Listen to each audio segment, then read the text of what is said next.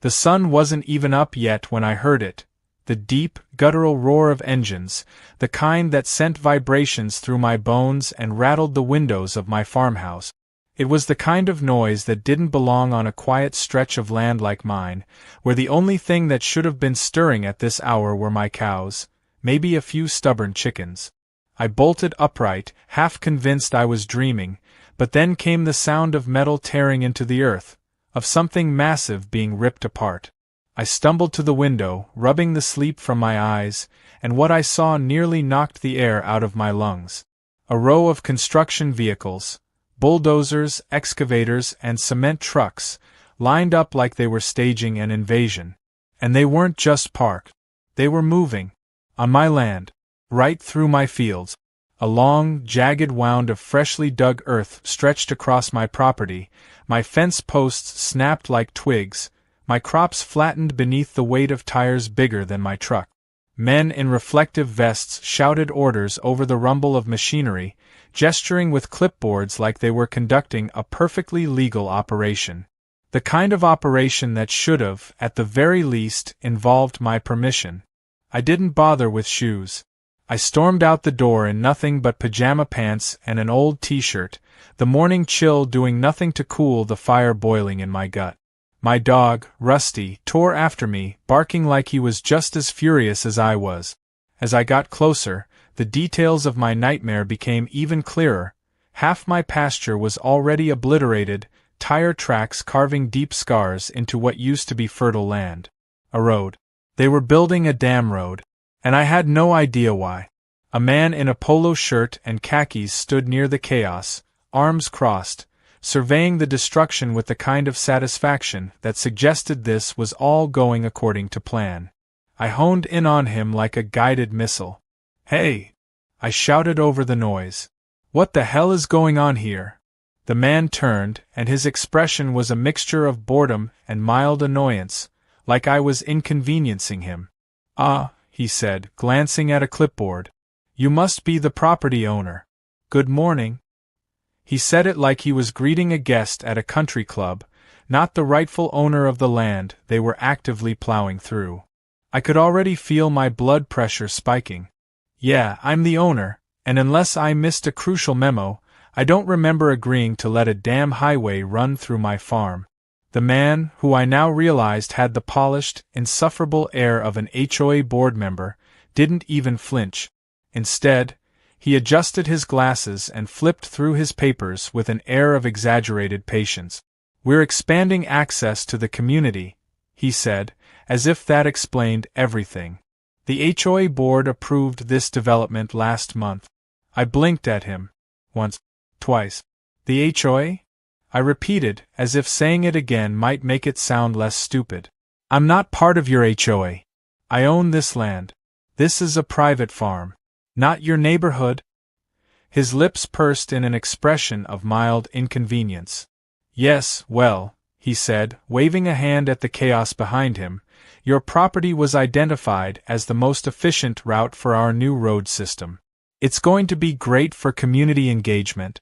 I felt something in my brain snap, like a loose wire sparking dangerously close to an explosion. "Community engagement?" I sputtered. "Are you out of your mind? You're trespassing. You're destroying my land. You didn't even ask for permission." The man sighed like he was so very tired of dealing with silly little landowners who didn't understand the big picture. "Look, sir, this was already voted on. The road is happening. And, as a bonus, you'll now have access to the HOA's amenities. That includes security patrols, street maintenance, and neighborhood events." I had never in my life wanted to physically throw someone into a freshly dug trench more than I did at that moment. "I don't need your security patrols," I growled. "I have a shotgun. And if you don't get off my property, you're about to meet it." The man had the audacity to chuckle, like I was some cranky old man shaking my fist at progress. "Oh, I wouldn't do that," he said, shaking his head. "That could result in legal action." "Legal action?" I barked out a laugh, though there was absolutely nothing funny about any of this. "You're the ones breaking the law. You're trespassing, you're damaging private property, And you're acting like I should be grateful you just tore through my farm like a wrecking ball." He held up a finger, that smug HOA confidence shining through. "Actually, according to our community regulations, I am not in your community." The words were slow, deliberate, practically vibrating with fury, but he either didn't care or was too far up his own HOA-approved backside to hear reason. Then came the final blow, the one that turned my brain into static and nearly short-circuited whatever restraint I had left.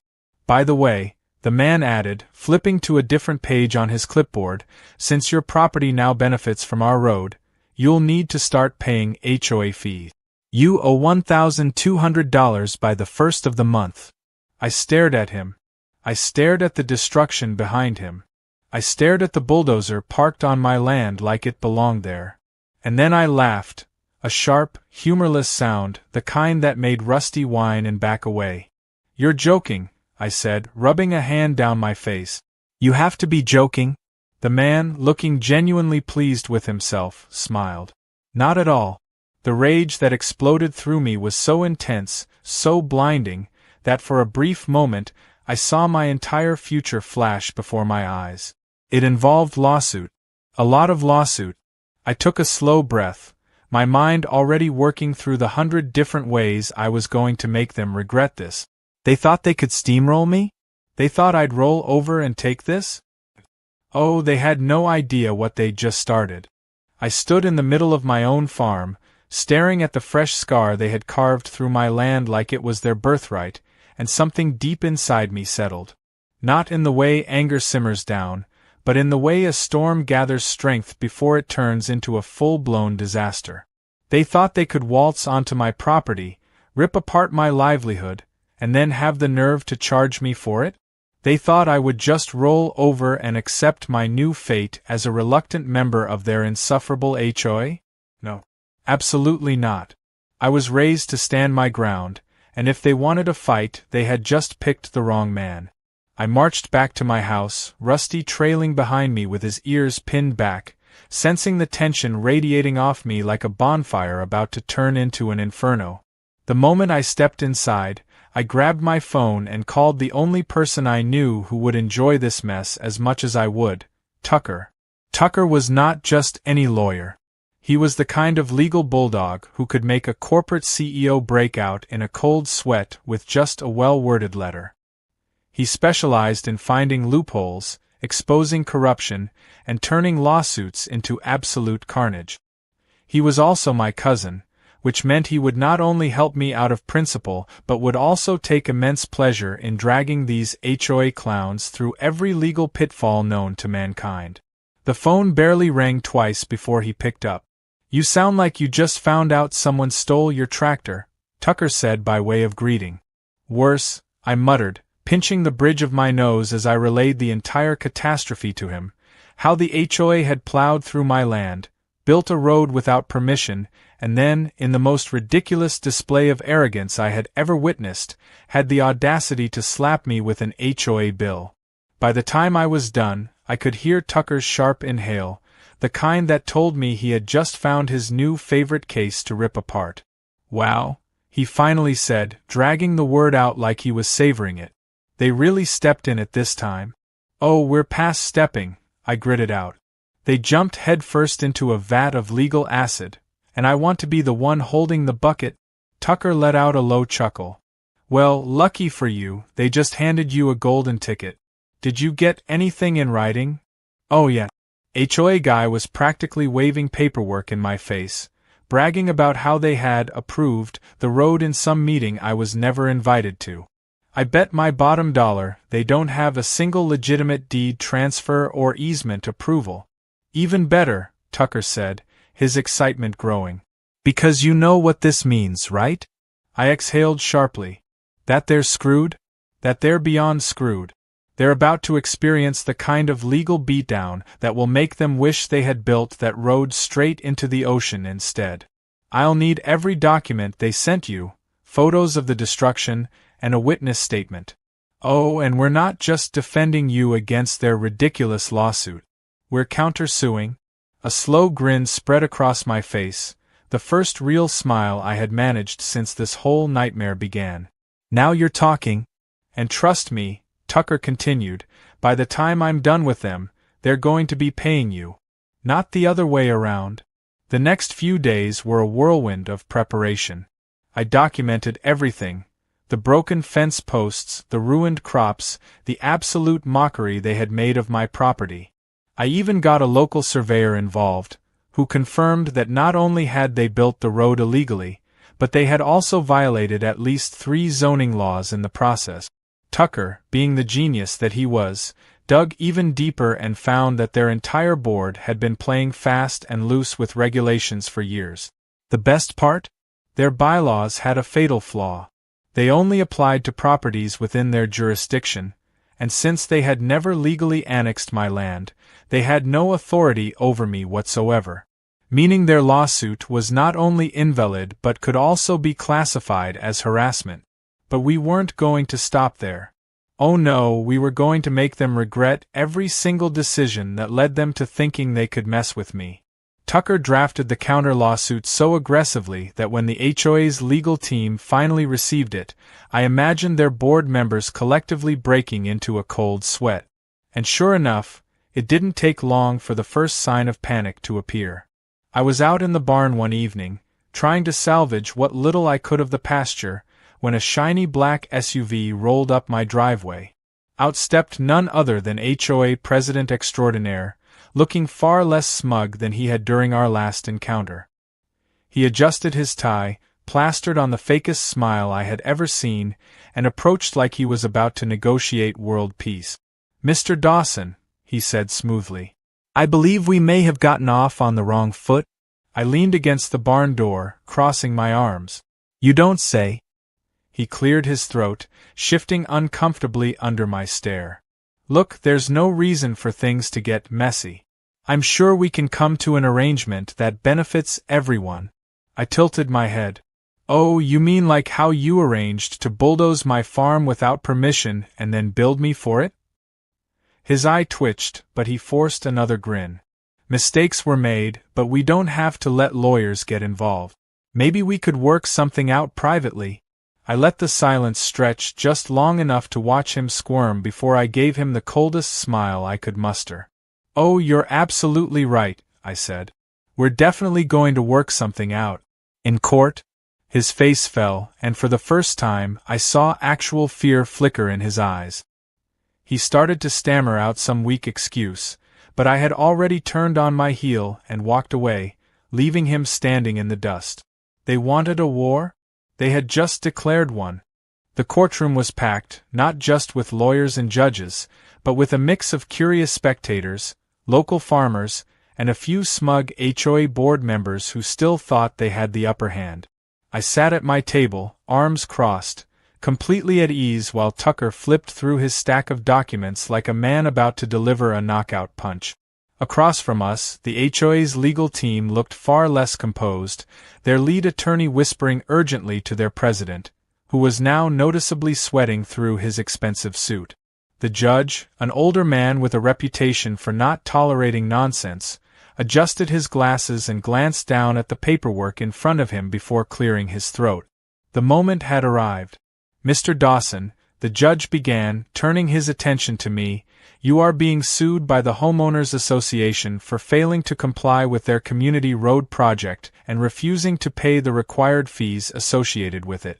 How do you plead?" I kept my face neutral, but inside I was barely containing my amusement. Tucker, on the other hand, was practically vibrating with anticipation. He rose from his seat, buttoning his jacket with deliberate precision. "Your Honor, my client pleads not guilty on the grounds that he is not, and has never been, a member of the HOA. Furthermore, we are countersuing for damages, illegal land seizure, and harassment." The HOA's lawyer, a man who looked like he had expected this to be an easy case, shifted uncomfortably before rising from his chair.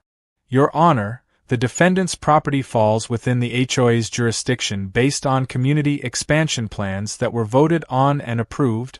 Tucker didn't even wait for the judge to respond. "And yet," he said smoothly, flipping to one of the many pages in his folder, Nowhere in those expansion plans does it show legal annexation of Mr. Dawson's land. No signatures, no county approval, no legal transfer of property. Just a bunch of board members who decided to take it upon themselves to claim land they had no right to? He turned the page dramatically. In fact, if we dig a little deeper, we'll find that not only did the HOA fail to legally annex the property, but they also bypassed necessary environmental and zoning permits to even begin construction. That alone makes their road project not just unlawful, but a direct violation of multiple county regulations. There was a collective murmur through the courtroom. The HOA president paled, and their lawyer fumbled with his notes before quickly recovering. That may be true, Your Honor, but the road has already been built, and since the defendant has been benefiting from its existence, the HOA has the right to request his participation in community maintenance fees. I had to bite my tongue to keep from laughing. Tucker, on the other hand, showed no such restraint. Benefiting? He echoed, raising an eyebrow. My client's land was destroyed. His fence was torn down, his crops were crushed, his livestock were displaced, and now, instead of a functioning farm, he's got a paved road running through the middle of it. The only people benefiting from this are the HOA members who now have a shortcut to their houses. My client, on the other hand, has suffered financial losses due to an unauthorized project that was illegally constructed. He placed a document on the judge's desk. Which brings us to our counter-lawsuit. We're seeking full compensation for damages, lost revenue, and punitive fees for trespassing and harassment. The judge looked down at the document, then back at the HOA's visibly crumbling legal team. Do you have a response to these allegations? The lawyer hesitated, flipping through his own papers in a desperate attempt to find something that could save them. The HOA president leaned in, whispering furiously in his ear, but it was clear that whatever confidence they had walked in with had evaporated. Finally, the lawyer cleared his throat and attempted to salvage what little ground they had left. Your Honor, while we acknowledge that there may have been procedural oversights, the road itself is a public asset, and removing it now would cause unnecessary disruption to the community. Tucker smirked. Ah, so now it's a public asset? Because just a few minutes ago you were claiming it was part of a private HOA project. Which is it? The lawyer opened his mouth, closed it, then turned a shade paler. The judge, clearly unimpressed, leaned back in his chair and adjusted his glasses. I think I've heard enough, he said, rubbing his temples as though this entire case had given him a headache. He turned to me. Mr. Dawson, I assume you want the road removed? I considered it for a moment, but then a better idea struck me. A much, much better idea. I leaned forward slightly. Actually, Your Honor, I have a counter-proposal. Tucker glanced at me, interested, but he knew me well enough to trust that whatever was about to come out of my mouth was going to be good. The judge raised an eyebrow. Go on. I folded my hands on the table, my voice perfectly calm. Since the HOA built this road without my permission, destroyed my land in the process, and then had the audacity to sue me for fees I don't owe, I propose that they either pay me full damages plus additional compensation for unlawful land seizure, or we let the road stay. But I get to decide what happens to it. The judge blinked. And what would that entail? I smiled. Well, since it's technically on my private property, I'd be well within my rights to put up a toll booth and charge anyone who wants to use it. A stunned silence filled the courtroom. The HOA board members looked like they had just swallowed a bucket of nails. The spectators started whispering, and even the judge seemed momentarily caught off guard. Tucker, meanwhile, grinned like a shark that had just found its next meal. The HOA lawyer sputtered. That's absurd. You can't just... The judge held up a hand. Actually, he can. If the road is on his land and was built without legal approval, Mr. Dawson has full control over how it's used. He gave me a look that held the tiniest flicker of amusement. You're asking for a toll booth? I shrugged. Gotta make up for the financial losses somehow. The judge leaned back, tapping his fingers against the desk. Very well. I'll take all arguments into consideration and deliver my ruling shortly. Court is adjourned. As the gavel came down, the HOA members scrambled out of their seats, whispering furiously to one another. Tucker leaned over, smirking. You just scared the hell out of them. I grinned. Good. Let's see how they like it when they have to pay to use their own illegal road. The courtroom ruling came down faster than I expected, and when the judge finally delivered his decision, it was clear the HOA had just been served a disaster they never saw coming. Not only were they ordered to pay me full damages for the destruction of my land, but the judge also ruled that since the road was built without proper legal approval, the entire thing was now considered private property, my private property. Which meant that my little suggestion about a toll booth, that wasn't just a bluff anymore. That was my legal right. I could practically feel the HOA president's soul leaving his body as he realized what this meant. The smug confidence he had strutted into court with was now replaced with pure, unfiltered horror. His lawyer, who had probably been expecting an easy win, sat frozen in his seat like someone had just unplugged his brain. Meanwhile, Tucker was doing a very poor job of keeping a straight face as he shook my hand, barely suppressing the victorious smirk threatening to split his face in half. Outside the courthouse, I barely had a chance to breathe in the sweet air of justice before the HOA president came stomping up to me, his face an alarming shade of red, his hands clenched into fists at his sides like a child about to throw a tantrum. This is insane, he hissed, barely able to contain his rage. You think you can just take control of our community's road? You won't get away with this.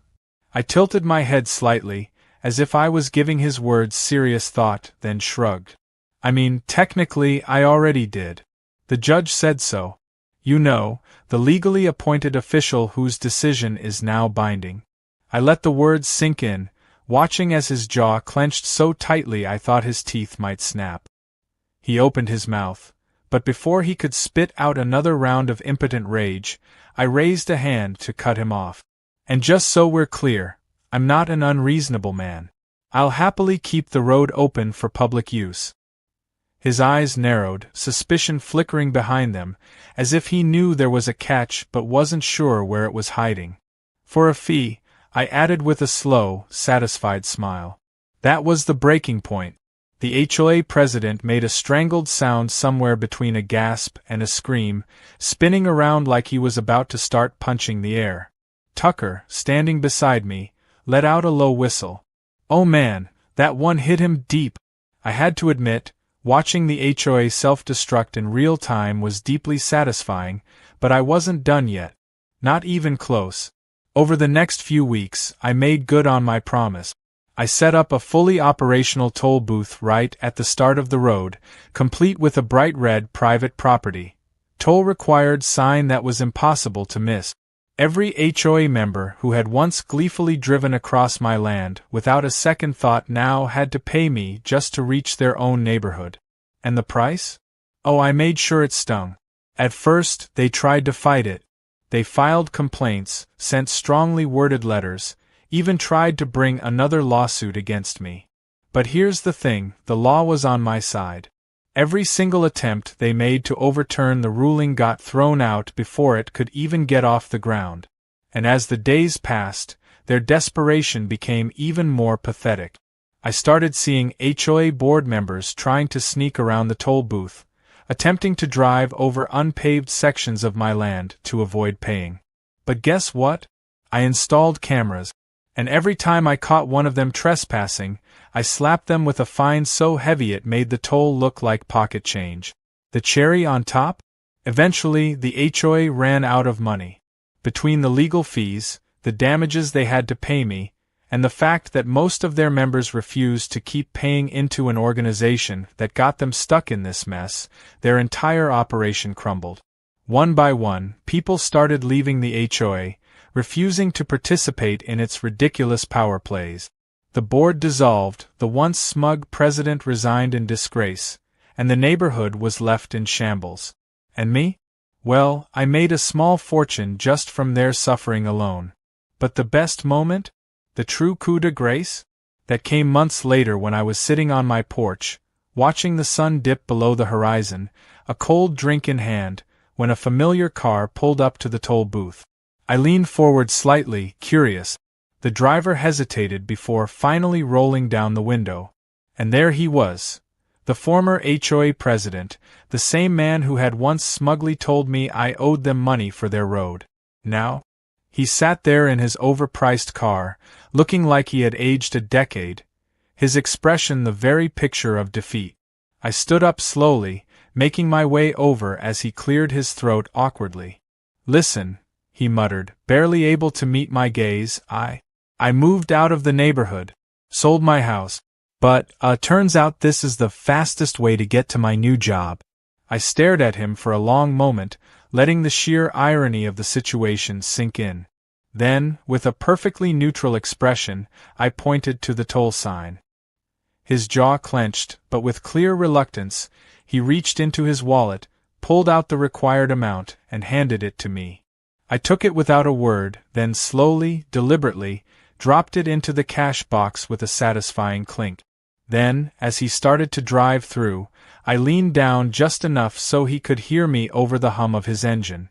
"You know," I mused, "I think I finally understand what you meant about community engagement." His hands tightened around the steering wheel, but he said nothing. He just pressed the gas and drove away, disappearing into the night. I turned back toward my house, a smirk tugging at my lips. Justice, as it turned out, tasted even better when it was paid for in cash.